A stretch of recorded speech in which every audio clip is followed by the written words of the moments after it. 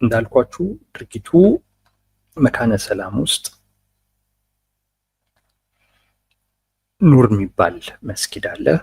እዛው ውስጥ የነበሩ የሃይማኖት አባቶች ናቸው። አንደኛው የሞቱት የመስጂድ ዋና ኢማምና የወረዳው መጅሊስ ምክትል ሰብሳቢ ተገለዋል። የመስጂድ አመራሮች ተገለዋል። የመስጊድ ሀዲሞች እንደዚሁ ተገለዋል። በቁጥር ደረጃ ብዙ መግባባት ባይኖርም ግን ወደ 5 ሰዎች 4 ወይ 5 ሰዎች መስጊድ ውስጥ የተገደሉትን ነው የምለው። ከዛም ውጪም እንደዚሁ የተገደሉ አሉ የሚባል ነገር አለ። ግን መስጊድ ውስጥ ግን የተገደሉት እነዚህ 5 ሰዎች ናቸው። አካባቢው ላይ ያለ የእስልምና ጉዳዮች ምክር ቤት በዚህ ጉዳይ ላይ መግለጫ አውጥቷል። እንደዚሁም ደግሞ አጠቃላዩም ደግሞ የእስልምና ጉዳዮች ምክር ቤት በፌዴራል ደረጃ ያለው ማለት ነው፣ እነሱም መግለጫ አውጥተዋል። ድርጊቱ ስለመፈጸሙ አረጋግጠው ማለት ነው። ድርጊቱ ይሄ ነው።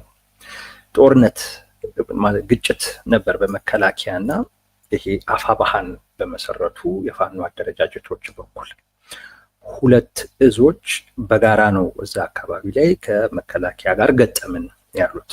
አንደኛው ራሱን የሚኒሊክ እዝ የሚለው የነምሬ ወዳጆ ስብስብ ነው።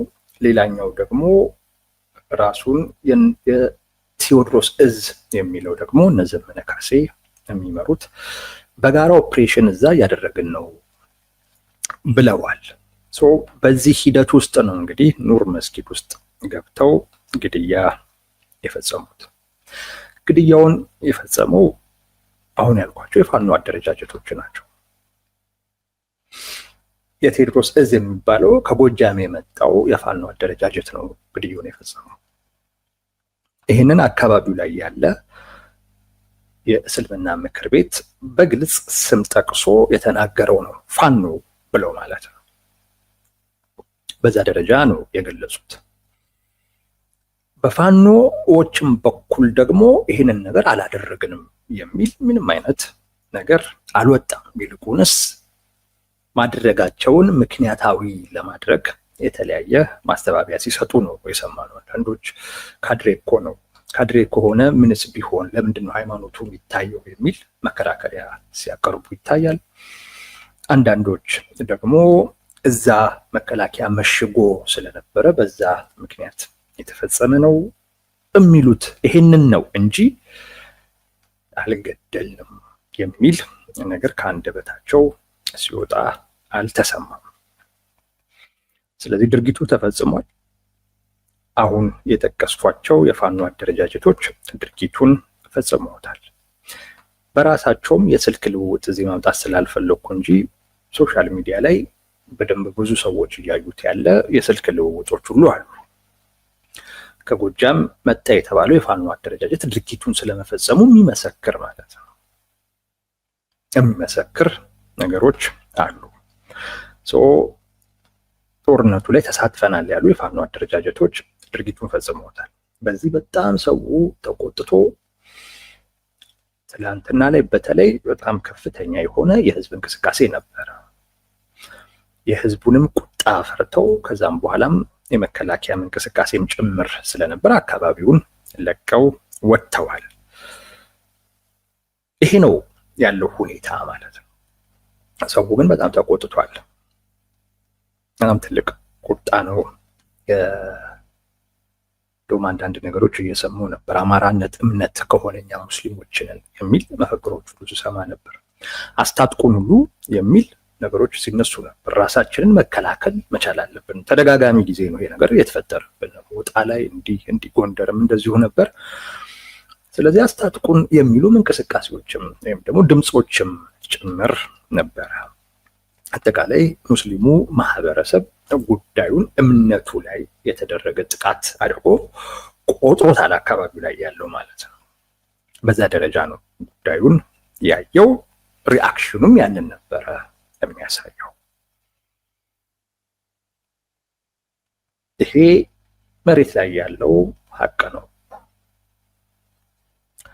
የኔ አስተያየት ከዚህ በኋላ የሚቀጥል ነው። ዋናው ከእናንተ ጋር ልነጋገርበት የምፈልገው ጉዳይ ይሄ ድርጊት ታስቦበት ነው ወይንስ በአጋጣሚ በድንገት የተፈጸመ ነው? ታስቦበት ነው ወይንስ በድንገት ያው እንግዲህ በግጭት መሃል የተፈጠረ ሳይታሰብ የተፈጠረ ነው ወይ የሚለውን አንድ እናያለን። አይደለም ድንገተኛ ነው ካለን እዛ ጋር እናቆማለን። ታስቦበት ነው ካለን ግን ምን ለማሳካት ብለን ደግሞ እንቀጥላለን ማለት ነው። በእኛ እምነት ጉዳዩ ታስቦበት የተደረገ ነው። ታስቦበት የተደረገ ነው። እሱን የሚያስረዱ ምክንያቶችን አቀርባለሁ፣ አንዱ ለሶስት እያልኩ። እንደውም ሲመስለኝ ራሱ ኦፕሬሽኑም ይሄንን ድርጊት ብቻ ፈጽሞ ለመውጣት የታሰበ ነው የሚመስለኝ። ራሱ ዘመቻው ራሱ ይሄን ድርጊት ለመፈጸም ማለት ሚኒሊክ እዝንን የሚሉትም ቴዎድሮስ እዝንን የሚሉት ይሄን ድርጊት ለመፈጸም ብቻ በኦፕሬሽን ደረጃ አቀደውት ያደረጉት እና ያሳኩት ነገር ነው። እኔ እንደዛ ነው። በድንገት የሆነ ጉዳይ አይደለም። በድንገት ነው ለማለት እውነት ለመናገር ልንጠቅስ የምንችለው አሳማኝ የሆነ ምክንያት የለም። ታስቦበት ግን ስለመሆኑ የሚያሳዩ ብዙ ነገሮች ግን አሉ። አንደኛው ይሄ ድርጊት ከመፈጸሙ አስቀድሞ አንዳንድ ለፋኖ በጣም ቅርብ ነን የሚሉ ራሳቸውን የፋኖ ዲጂታል ሰራዊት ብለው የሚጠሩ ወይም እዛ ውስጥ ያሉ ሰዎች አስቀድመው ይሄ ሊከሰት እንደሚችል የሚጠቁሙ ነገሮችን ሲጽፉ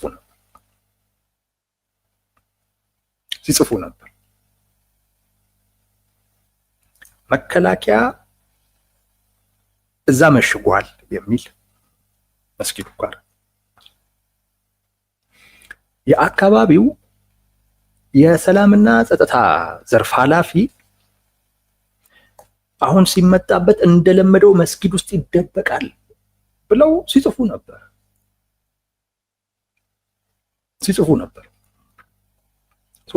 መስጊዱን ታርጌት ያደረጉ ጽሁፎች ነበሩ።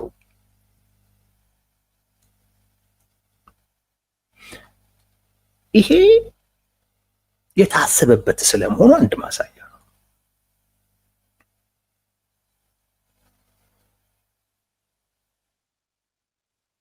አንድ ማሳያ ነው። አስበውበት ስለማድረጋቸው አስቀድመው ያንን መስጊድ ታርጌት ያደረገ ወይም እንዲህ አይነት ነገር ሊፈጸም እንደሚችል የሚጠቁም ቢያንስ ለመጠርጠር የሚያስችሉ ነገሮች አሁን ባልኳቸው ለፋኖ በጣም ቅርብ በሆኑ ዲጂታል ሰራዊት ነን ብለው እዛ ውስጥ ነን የሚሉ ሰዎች ሲጽፉት የነበረ ጉዳይ ነው። እውነት ለመናገር ይሄ በራሱ የአካባቢውንም የመከላከያንም በተለይ የደህንነትን ጉዳይ የሚከታተለው አካል ለአንድ የደህንነት ሰው እንዲህ አይነት ጽሁፎች ማንቂያ ናቸው። በእርግጠኝነት የአካባቢውን የደህንነት መዋቅርም ይሁን የመከላከያን የደህንነት መዋቅር በደንብ መፈተሽ እንዳለበት ወይም ደግሞ ያለበትን ክፍተት በደንብ የሚጠቁም በፋኖ በኩል አስበውበት ስለማድረጋቸው የሚያሳይ ሲሆን በመከላከያ በኩልና በአካባቢው አስተዳደር በኩል ግን ያለውን ከደህንነት አኳያ ያለውን ትልቅ ክፍተት በደንብ የሚያሳይ አስቀድሞ ሲጻፉ ነበር። ቢያንስ ለጥርጣሬ የሚያበቁ ማለት ነው። አንዱ በፋኖ በኩል ይህን ጉዳይ አድርጎታል። እነዚህ የፋኖ አደረጃጀቶች አስበው አቅደው አድርገውታል ማለት አስቀድመው እንዲህ አይነት ድርጊት ሊፈጸም እንደሚችል ቢያንስ የሚያስጠረጥሩ ጽሁፎች ሲጻፉ ነበር በአደባባይ። ሁለተኛው የተፈጸመበት ቦታ ነው። መስጊድ ውስጥ ነው። ሃይማኖታዊ ስርዓቶቻቸውን እያደረጉ የነበሩ ምንም ያልታጠቁ የሃይማኖት አባቶች ናቸው።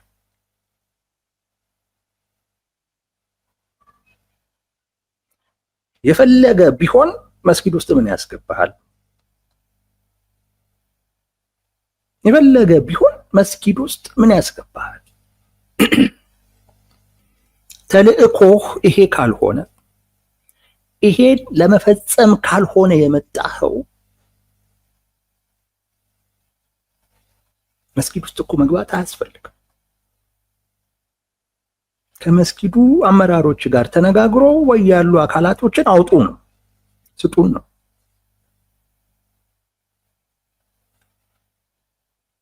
እንጂ ገብቶ ለዚያው ልብ በሉ ለዚያውም ስም ዝርዝር ይዘው ስም እየጠሩ አውጥተው ነው የገደሏቸው። ስም ዝርዝር ተይዞ ነበር። መስጊድ ውስጥ መሆኑ በራሱ ሆን ተብሎ የታሰበበት እንደሆነ ያሳያል። አካባቢው በእንደዚህ አይነት ጉዳይ ላይ በጣም ሴንሲቲቭ ነው። ሃይማኖት ተቻችሎ የሚኖርበት አካባቢ ነው ወሎ። እንዲህ አይነት ድርጊት ስታደርግ ሊመጣ የሚችለውን ሪያክሽን ታውቀዋለህ። ያን የሚያቅሰው ያ ቢመጣም ይምጣ ያላለ አካል በእርግጠኝነት መስጊድን ደፍሮ ገብቶ የሆነ ነገር አያደርግም። እውነት ለመናገር እምነትም ያለው ሰው ያን አያደርግም። በፈጣሪ አምናለሁኝ የሚል ሰው እንደው እነሱ የሚፈልጉት ሰው እዛ ተደብቆ እንኳን ቢሆን ፈጣሪ መደበቂያ ነው፣ ታልፋለህ። አንተ ጋር ቢሆን እንዲደረግ የማትፈልገውን ነገር ሌላው ጋር አታደርግም። እምነት ያለው ሰው እንዳያደርግ ዝም ብሎ ሃይማኖተኛ በማንጠልጠል ብቻ ሃይማኖተኛ እንደሆነ ማስመሰል የሚፈልግ አካል ስለሆነ ነው እንጂ ከልብ እምነት ያለው አካል እንኳን ፈጣሪ አይደለም ሽማግሌ መደበቂያ ነው። ሸሽቶ ከሽማግሌ ጀርባ የተደበቀን አካል አምጣ ብላ አትገል። ይሄ የአማራ ህዝብ እሴት ነው። እንኳን ፈጣሪ ቤት እዛ የተደበቀን አካል ተልእኮ ይሄ ካልሆነ ልትፈጽም ፈልገ የመጣው ይሄን ካልሆነ አታደርግም። መስጊድ ውስጥ አትገባም። ይሄ ግን መግባት ብቻ እኮ አይደለም። ስም ዝርዝር ተዘጋጅቷል። የሚገደሉ ሰዎች እና ስማቸው የተጠራ የተገደሉት ከዚህ በላይ ታስቦበት ስለመሆኑ የሚጠቁም ምን ነገር አለ? አስቀድሞ ሲጻፍ የነበረ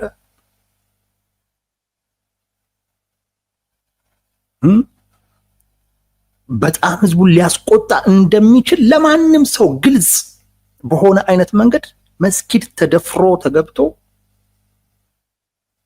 ነው እንግዲህ ስም ዝርዝር ጠርተው የገደሏቸው።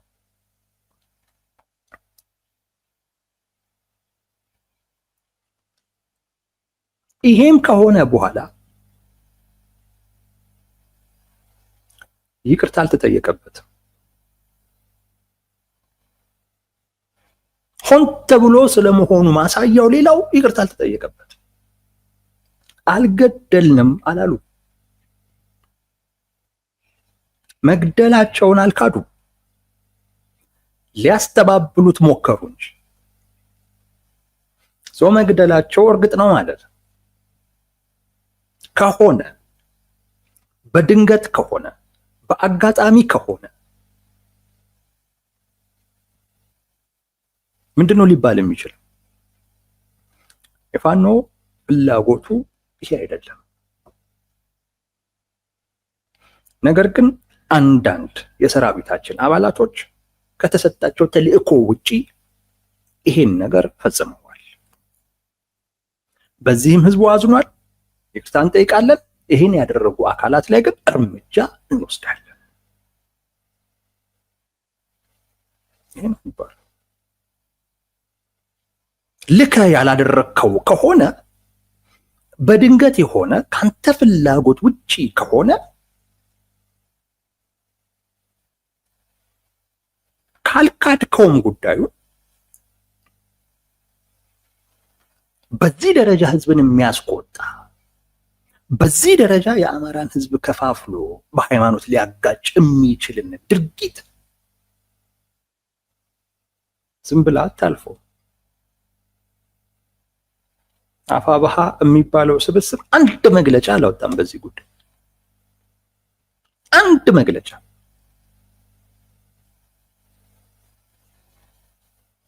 አንድ ጉዳዩ እንዲህ ነው እኛ አላደረግንም የሚልም ነገርም የለብኝ።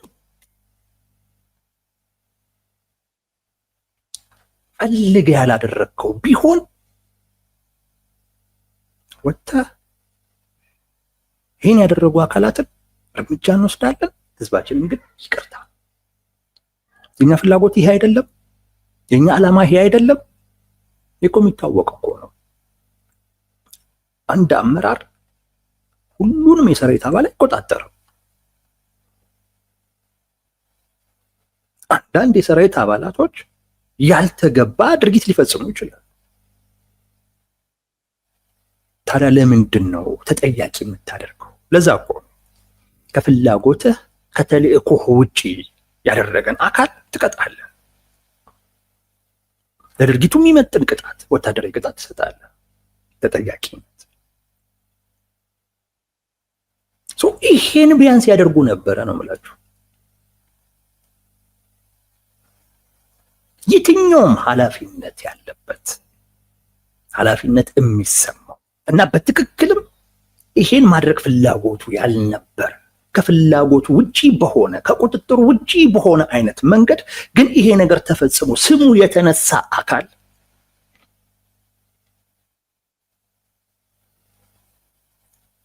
ድርጊቱ ስለመፈጸሙ የሚያውቅ ከሆነ በኃላፊነት ስሜት ወጥቶ ይቅርታ፣ ይሄን ያደረጉ አካላትን እርምጃ እንወስዳለን። የኛ ፍላጎት የአማራን ህዝብ ህልውና መታደግ እንጂ ያልታጠቁ ምናምን አካላትን መንካት አይደለም። የኛ ጉዳይ ከነሱ ጋር ተገደሉ ከተባሉት የመስጊድ አመራሮች ጋር ሳይሆን ከሌላ አካል ጋር ነው። ግን በአጋጣሚ ከቁጥጥር ውጪ ይሄን ያደረጉ አካላት አሉ፣ እንቀጣለን። እንዲህ እኮ ይባላል።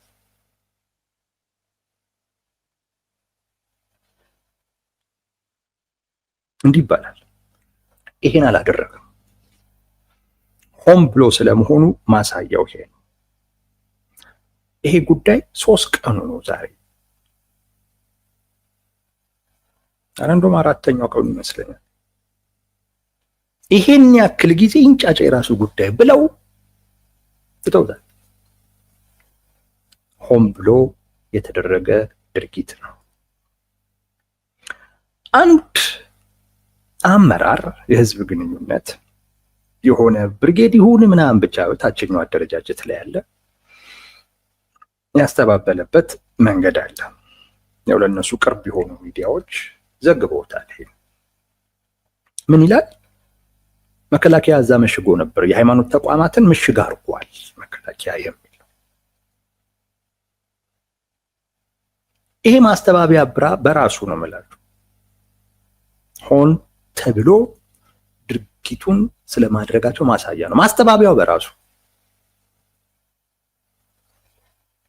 ማስተባበያው መስጊዶችን ሽፋን የሚያደርገው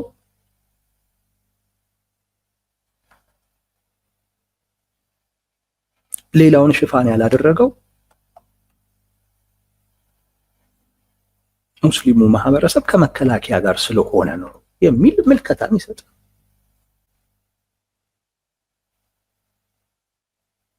ይሄ ደግሞ በፋኖ አደረጃጀቶች ውስጥ ያለ እሳቤ ነው። ሙስሊሙ ማህበረሰብ ከፋኖ ጋር ነው የሚል ግምገማም የለም፣ ሊኖርም አይችልም። ከፋኖ አመሰራረት ጋር አያይዘን ስናየው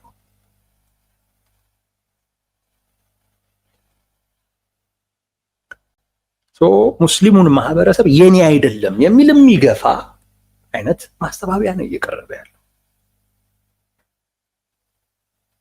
እንደዚህ አይነት ማስተባበያ ነው የቀረበው። አሁን ይህን ማስተባበያ ትክክል ነው ተብሎ ሲዘገበ ያለው መንግስት የሃይማኖት ገዳማትን ምናምን ሽፋን ያደርጋሉ ሲል ግን የሃይማኖት ተቋም እያፈረሰ ምናምን የሚሉ ሰዎች ለፋኖ ግን ሲሆን እና ታዲያ የሃይማኖት ተቋማትን ምሽግ እያደረገ ከሆነስ ፋኖ ትክክል ነው ይሄን ማድረጉ። በመንግስት በኩል ግን ትክክል አይሆንም።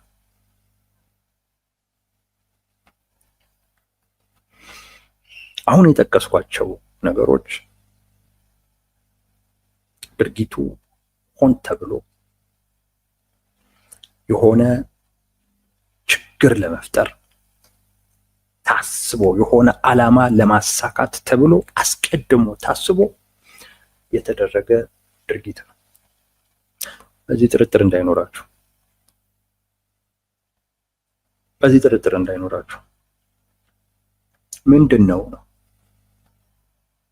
ለማሳካት የተፈለገው? አንድ ነገር ነው።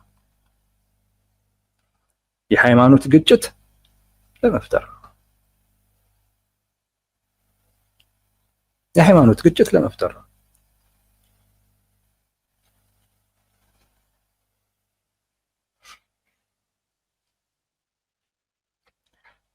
ምክንያቱ የተለያየ ሊሆን ይችላል፣ እሱን እናወራለን። ግን ዓላማው የሃይማኖት ብጥብጥ፣ የሃይማኖት ግጭት ለመፍጠር ነው። ይሄን ለመፍጠር እነዚህ አሁን ያልኳቸው የፋኖ አደረጃጀቶች አፋባሃ የሚባለው ስብስብ ራሱ አስቦ አድርጎት ይሆናል። አይ ራሱ እንኳን አስቦ አያደርገውም። ራሱ አስቦት አያደርገው። ተልእኮ ተቀብሎ ይሄ አፋባሃ የሚባለው ስብስብ ምንም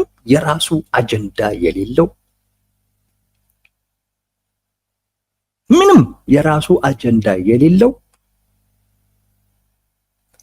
በውጭ ኃይሎች እየተደገፈ የሚንቀሳቀስ ስብስብ ነው።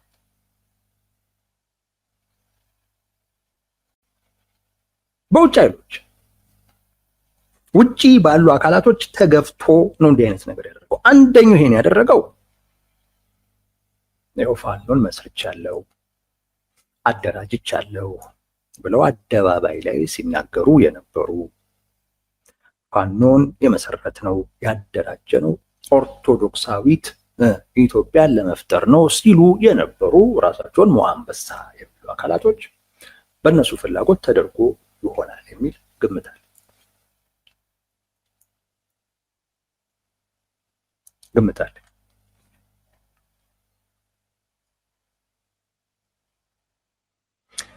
እነዚህ አካላት ያን ፍላጎታቸውን በፋኖ በኩል ለማስፈጸም ብዙ ሞክረዋል። ነገር ግን አልተሳካም። አሁን ተስፋ መቁረጥ ውስጥ ናቸው።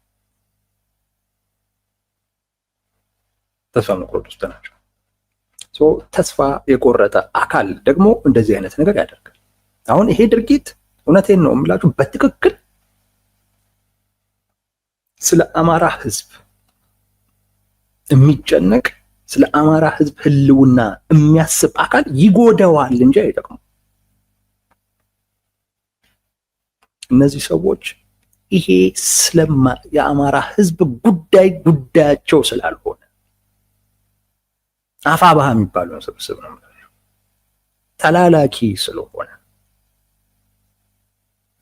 ተልእኮ ተቀብሎ ያደረገው ይሆናል። መስራቾቹ አደባባይ ላይ ወጥተው ነው የተናገሩት።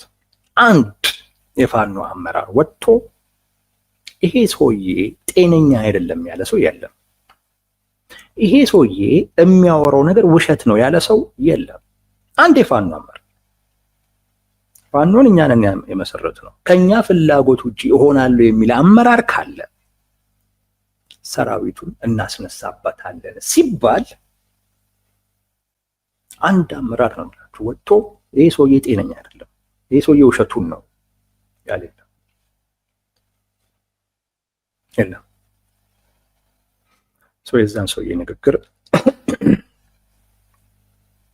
መያዝ ይጠቅማል። ስለ አፋብኃ ስለሚባለው ስብስብ ስታስብ፣ ስለሱ ጉዳይ ስትተነትን ይሄንን ፐርስፔክቲቭ ወደ ጎን ማድረግ ስህተት ነው። ይሄን ይዞ ጉዳዩን መመልከት ተገቢ ነው የሚሆነው። ይሄ ሊሆን ይችላል፣ ግን የኔ ግምት የኔ ጥርጣሬና በጣም ለእርግጠኝነት የቀረብኩበት ግን የሻዕቢያ የቲፒኤልኤፍ ተልዕኮ ነው። የሻዕቢያ የቲፒኤልኤፍ ተልዕኮ ነው።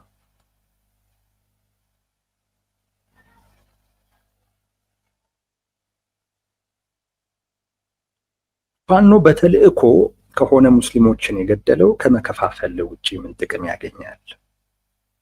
እሱን እኮ ነው የምለው። ጥቅም እኮ ያገኛል? ለአማራ ህዝብ ምንም ጥቅም የለም። ፋኖ ግን ይሄ እነዚህ አፋብኃ ግን የሚባሉት ተልዕኳቸውን በመፈጸማቸው ምክንያት ከላኳቸው አካላቶች የሚያገኙት ጥቅም አለ።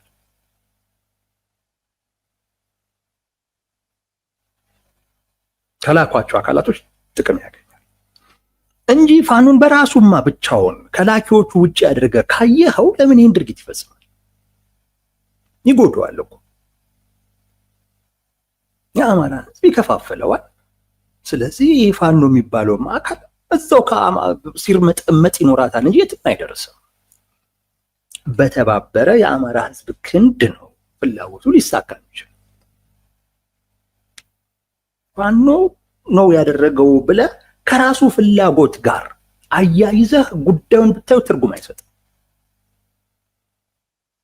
ከሚሉት የአማራን ህዝብ ህልውና መታደግ ከሚሉት ፍላጎትና ግብ ጋር አያይዘህ ስታየው ምንም ትርጉም አይሰጥም። ይሄ ነገር ድርጊቱ ትርጉም የሚኖረው ከላኪዎቹ አንፃር ከነ ሻዕቢያ ከነ ቲፒኤልኤፍ አንፃር ሲታይ ትርጉም አለው።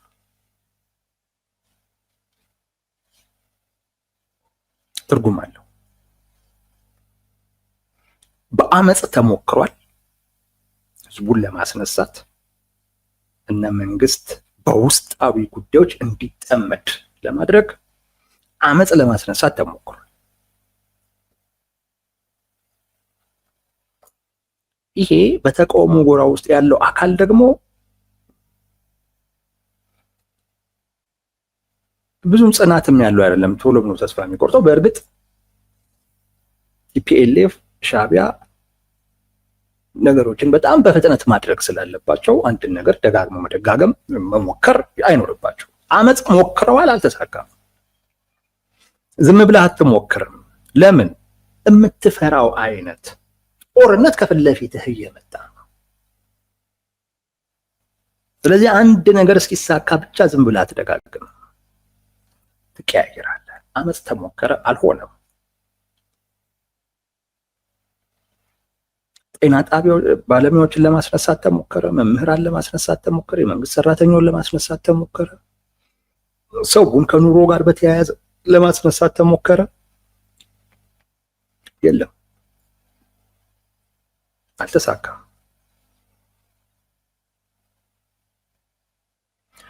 አሁን ወደ ምን ተመጣ?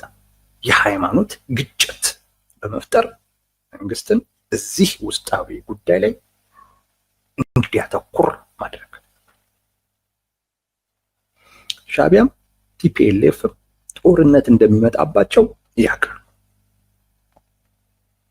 ስለዚህ ይሄ መንግስት በሙሉ አቅሙ መምጣት የለበትም ካሉበት ሁኔታ አንጻር እና ደግሞ ከጦርነቱም ከሚፈልጉት ውጤት አንጻር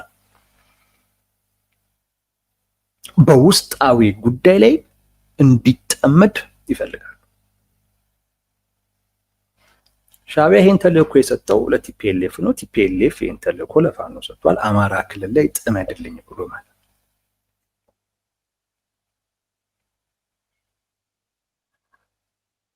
አማራ ክልል ላይ ጥመድልኝ ተብሎ ተሞክሯል። ጥቃት በመሰንዘር ወታደራዊ እርምጃ በመውሰድ ያለ ማድረግ ተሞከረ። ብዙ አልተሳካም።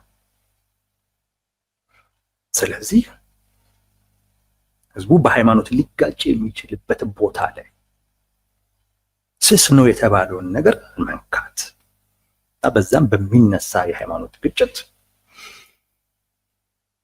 መንግስት በውስጣዊ ጉዳይ ላይ ተጠምዶ ወይ ጦርነቱን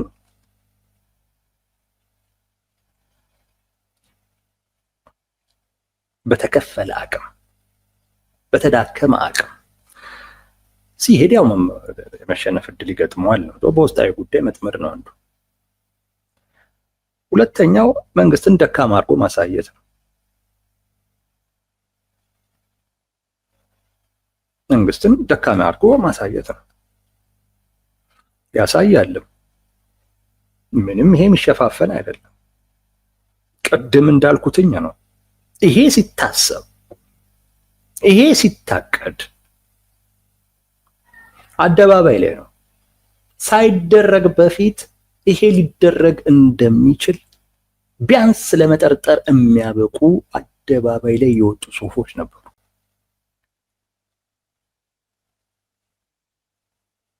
የሃይማኖት ተቋማት ላይ ጥቃት ሊያደርጉ እንደሚችሉ እንዳልኳችሁ መከላከያ እዛ መሽጓል የሚል ጽሁፎች ነበሩ። የከተማው የሰላምና ጸጥታ ኃላፊ አሁን እንደለመደው ሄዶ መስጊድ ውስጥ ሊደበቅ ነው የሚሉ ጽሁፎች ነበሩ።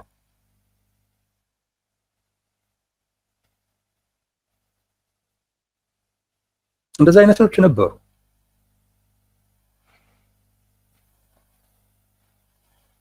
ስለዚህ ለመጠርጠር ያበቃ ነበር።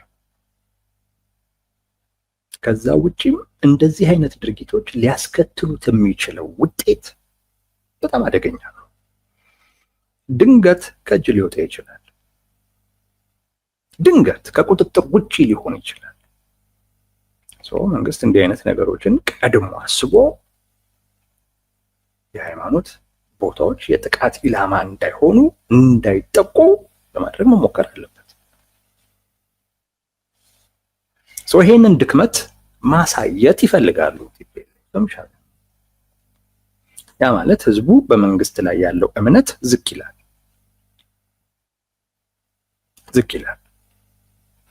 ዝቅ ሲል ደግሞ ሞራልም አይሆንም፣ አቅምም አይሆንም ለመንግስት።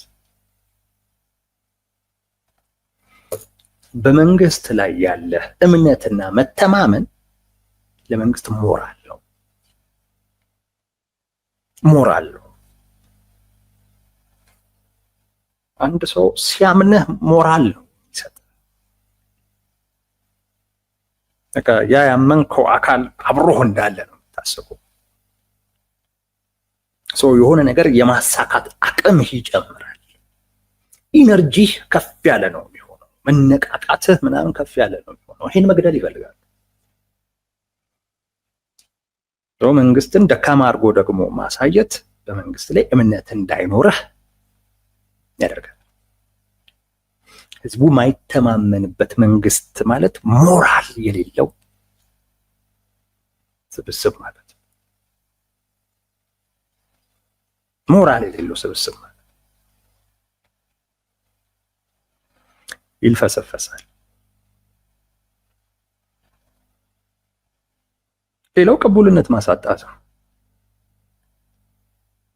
ምናልባት ታስቦ የነበረው ይሄ ድርጊት ከተፈጸመ በኋላ መንግስት አደረገው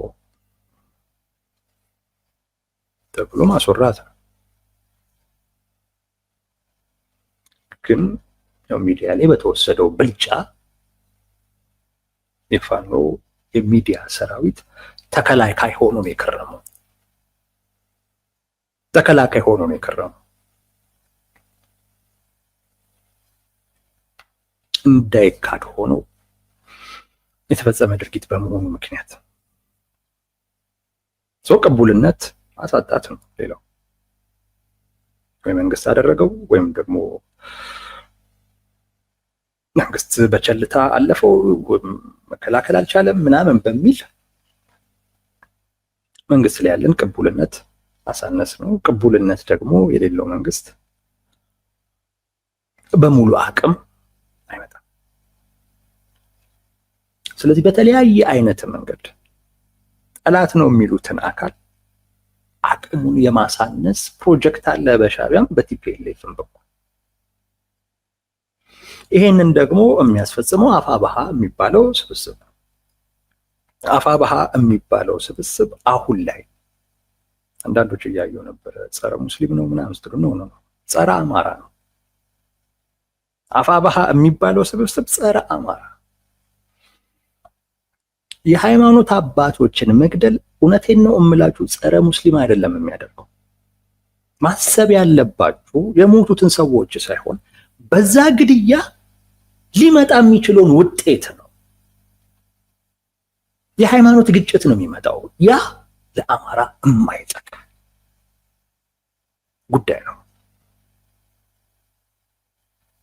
ስለዚህ ጸረ አማራ ነው ይሄ አፋብኃ የሚባለው ስብስብ። ጸረ ሙስሊም ስለሆነ አይደለም። የሙስሊም የሃይማኖት አባቶችን ገሎ የሃይማኖት ግጭት አማራ ክልል ላይ ለመቀስቀስ መሞከር ጸረ ክርስቲያንም ጭምር ነው። ጸረ ሙስሊም ብቻ አይደለም፣ ጸረ ክርስቲያን ጭምር ነው።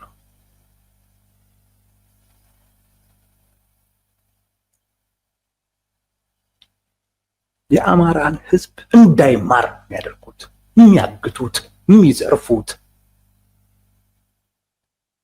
ስለዚህ ነው።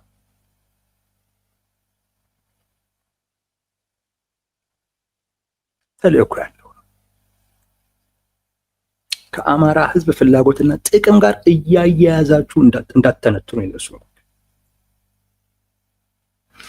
የአማራ ህዝብ ወልዲያ ላይ እኮ ምስክር ነው። በቃ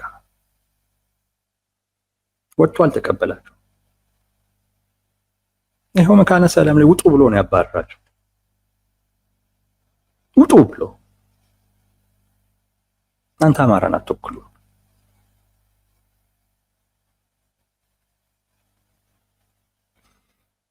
እና ይሄ አፋብኃ የሻዕቢያ የቲፒኤልኤፍ እቅድ አስፈጻሚ፣ በዚህ ውስጥ የእነሱን ፍላጎት ለማስፈጸም ያደረገው ድርጊት ነው።